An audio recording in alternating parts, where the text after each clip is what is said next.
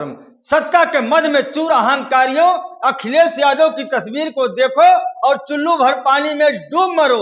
एक तरफ तुम लोग हो सत्ता से सवाल करने वाले यूट्यूबर, पत्रकार और सामाजिक कार्यकर्ताओं पर एफआईआर करवा करके उनकी वीडियो को डिलीट करवा रहे हो, दूसरी तरफ उनके चैनल को सस्पेंड करवा रहे हो, और दूसरी तरफ यह अखिलेश यादव जी हैं जो भाजपा की उस विधायक से मिलने गए जो उन्हीं का पुतला जलाते समय उसका मुंह जल गया, खुद झुलस गई।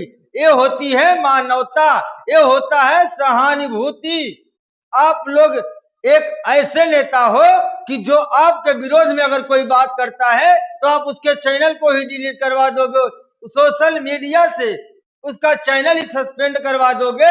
लेकिन वहीं पर समाजवादी पार्टी के लीडर अखिलेश यादव हैं जो अनुपमा जायसवाल उनका पुतला फूंकते समय उसका अपना चेहरा जल गया, उसी अनुपमा जायसवाल से मिलने के लिए अखिलेश यादव खुद हॉस्पिटल गए और अपनी सहानुभूति दिखाते हुए, हमदर्दी दिखाते हुए, उनका हालचाल पूछते हुए कहा कि बहन आपकी तबीयत अब कैसी है। यह होती है मानवता, यह होती है सहानुभूति जो आप लोग के अंदर है ही नहीं।